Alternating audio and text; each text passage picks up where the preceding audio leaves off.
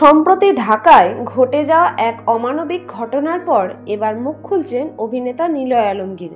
তিনি তার স্ট্যাটাসে লিখছেন, এই শহরটা আগে শিল্পীর ছিল, এখন কিছু লোকের হয়ে গেছে যারা চাইলেই কাউকে আর্ট থেকে মুছে দিতে পারে।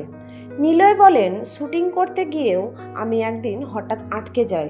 লোকজন এসে বলে এখানে কিছু না দিলে কাজ হবে না। আমি তো ভাবলাম অভিনয়ের জন্য এখন টোল লাগে বুঝিয়ে।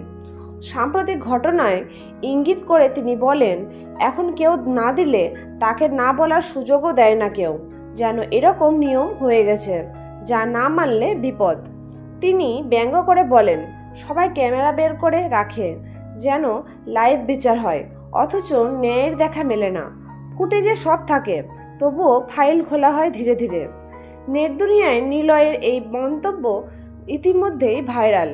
কেউ লিখছেন, নিলয় ভাই এখন দেশের মুখপাত্র হয়ে উঠছেন, আবার কেউ বলছেন ডায়লগ তো সুপারহিট, কিন্তু বাস্তব যে আরও তীব্র। আপনার মত কি? এমন পরিস্থিতিতে একজন শিল্পীর এভাবে প্রকাশ্য মুখ খোলা কি দরকার ছিল, নাকি এইটাই সময়? কমেন্টে জানাবেন। আর আমাদের চ্যানেলে নতুন হয়ে থাকলে সাবস্ক্রাইব করতে ভুলবেন না। ধন্যবাদ।